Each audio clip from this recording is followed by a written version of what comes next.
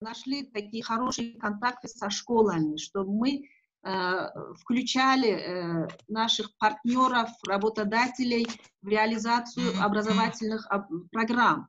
То есть как мы их привлекаем для того, чтобы они участвовали вот в формировании модели выпускника нашей специальности, да, и вот в их требованиях прозвучали такие вот рекомендации, чтобы мы активно включали партнеров наших, работодателей, школ для чтения лекций в ВУЗе для студентов. Вот сегодня у нас очень замечательный такой повод. Мы в гостях сегодня вот встретились с таким замечательным человеком. Это Макилеева Аида Дюшековна. Разрешите представить.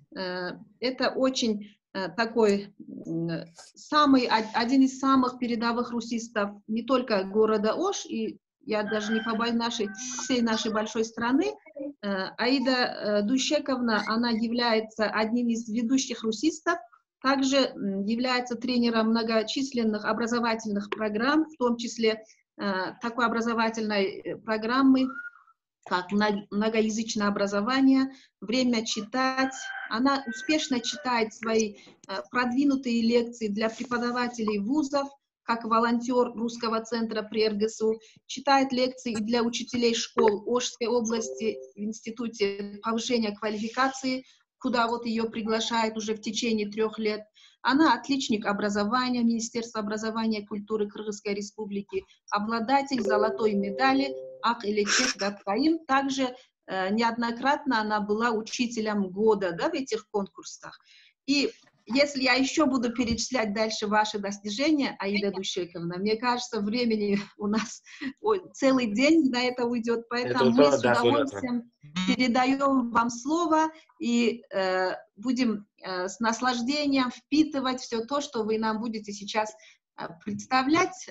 А нашим студентам и преподавателям предлагаю вооружиться ручками, бумагами, чтобы вот такая полезная, содержательная лекция, она была потом и заслужила вам как бы вашей деятельности. Так что вам слово, пожалуйста, Аида Дюшековна. Здравствуйте, уважаемые коллеги, уважаемые студенты. Я очень рада встрече с вами. Надеюсь, сегодняшнее занятие принесет очень много пользы в будущем вашей, конечно, нелегкой работе. Уважаемые студенты, сегодняшняя наша тема – это инновационные методы обучения на уроках русского языка.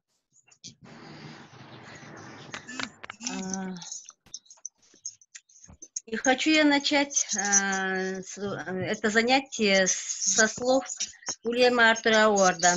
Посредственный учитель рассказывает, хороший учитель объясняет, лучший учитель показывает, великий учитель вдохновляет. Что такое инновация?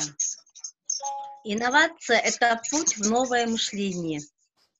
Инновация от латинского слова «in», так как предлог «в», «новис» – «новый», означает не новое, а путь в новое.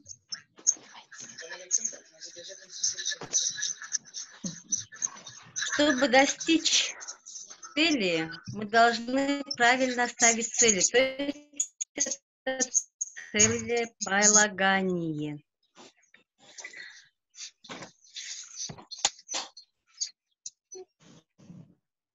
Цель обучения ребенка состоит в том, чтобы сделать его способным развиваться дальше, без помощи учителя, говорил Эльберт Грин Хабберт.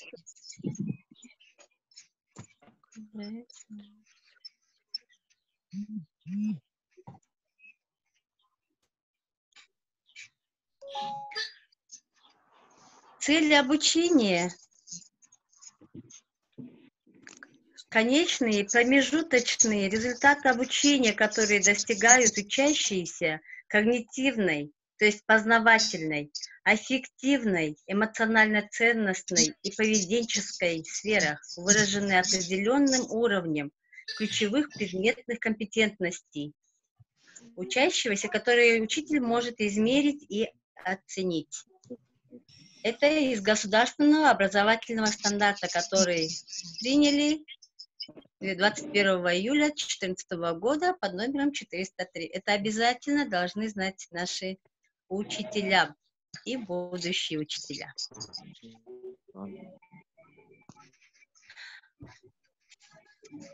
Какими должны быть цели?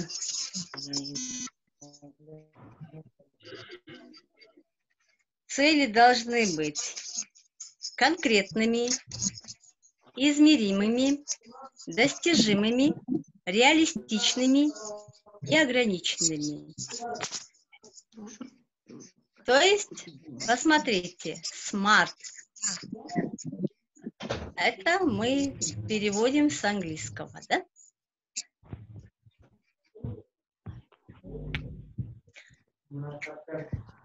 Как мы знаем, цели бывают образовательные, развивающие и воспитательные. У языковедов образовательная именно идет языковая цель. Что такое языковая цель? Это связь с фонетикой, лексикой, грамматикой и другими разделами русского. Развивающая – это речевая. Речевая, значит, это связь с речевой компетентностью. 4 навыка связи. Смотрим. Аудирование, говорение, чтение и письмо. Третья цель – это воспитательная, то есть социокультурная. Социокультурная цель должна быть связана с аутентичностью.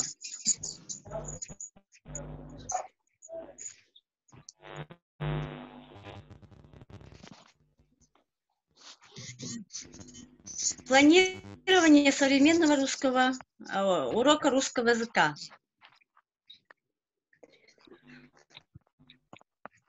Посмотрите, структура такова, как и в традиционной форме обучения, да? Смотрим. Мотивация. Раньше мы говорили, что это организационный момент. Актуализация. Новая тема. Закрепление, рефлексия, домашние задания и в конце оценивание.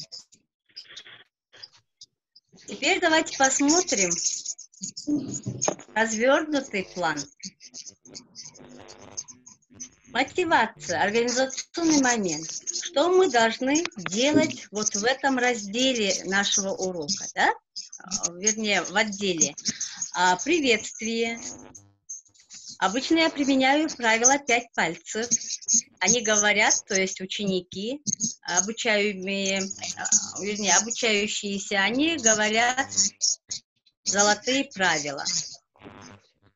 Пожелание, комплимент. Можно соотнести с разными играми. Как самый-самый, что нового. Вот в этом случае у нас идет говорение. Второе. Я всегда применяю на своих уроках разминку. Это игра ручеек по методу Лаптевой. Это использование скороговорок. То есть мы проверяем тон, интонацию, проговариваем каждый звук, а также темп. Третье. Актуализация. Это проверка домашнего задания.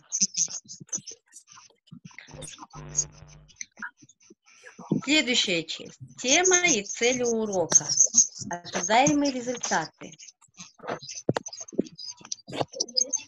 Так, у нас очень... Вам не шумно? Вам все это слышно? Слышно, Аида Юдишевна. Там, да, просто я скажу, что все звуки, если микрофон отключат, чтобы помех не было, отвлекающего шума. Да. При объяснении новой темы, что мы применяем? Словарную работу. Словарная работа – это расширение словарного запаса.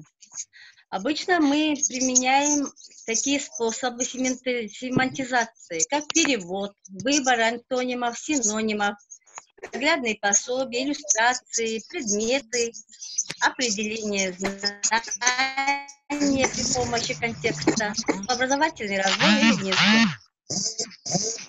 Затем у нас идет чтение текста, выявление языковой темы. Именно применяем такие навыки, как чтение и аудио.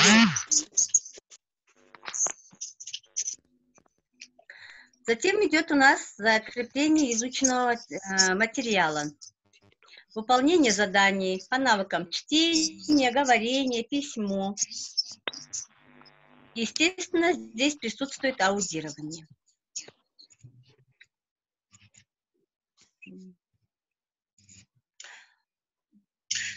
После закрепления у нас идет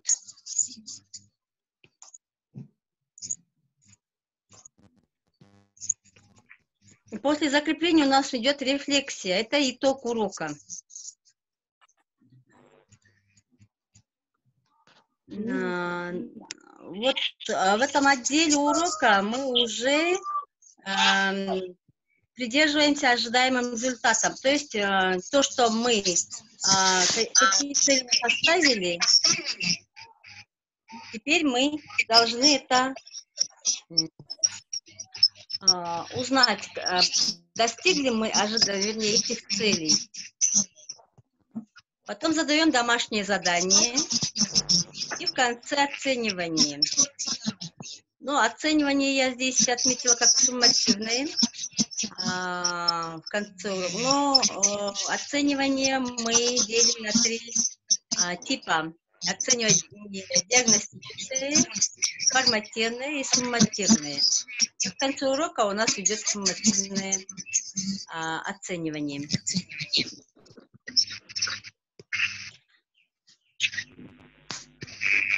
Инновационные методы обучения. Мы применяем вот эти методы. Мозговой штурм, кластер, диаграмма Эйлера-Вена, Синквейн, инсерт, ЗХО, цепочка, зигзаг, попс, рафт, даймонд, техника почему, речевая клише, работа в парах, работа в малых группах. А также во время, вот именно в течение нашего урока мы применяем игры, подвижные и неподвижные.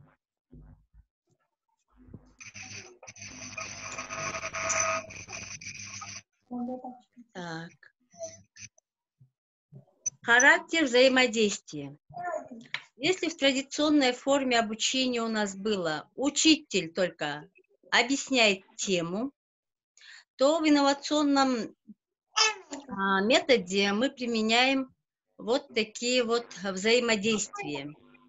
Учитель со всеми учениками, и ученики сами определяют тему, цели и так далее. Рассказывают не только учителю, но и взаимосвязи между учащимися.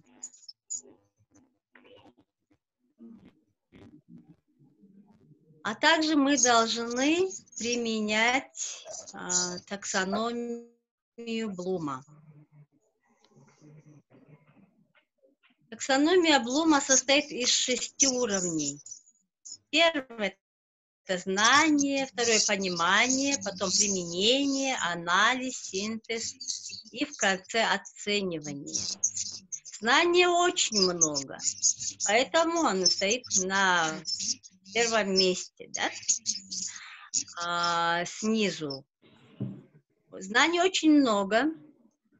Мы должны, чтобы ребенок понял, применил, проанализировал. Что такое анализ? Анализ – это ребенок все это понимает и может не только применить, но и проанализировать. Сейчас я вам покажу, как это выглядит.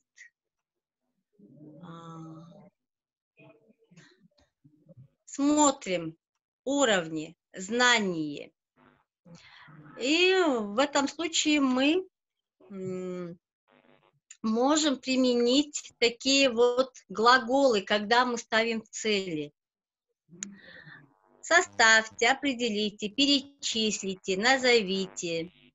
Это первый уровень, да, знания.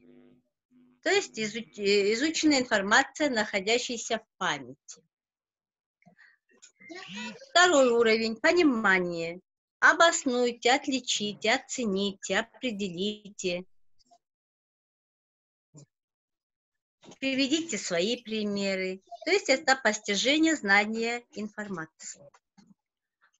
Третий уровень – это применение. Примените, измените, продемонстрируйте, инсценируйте.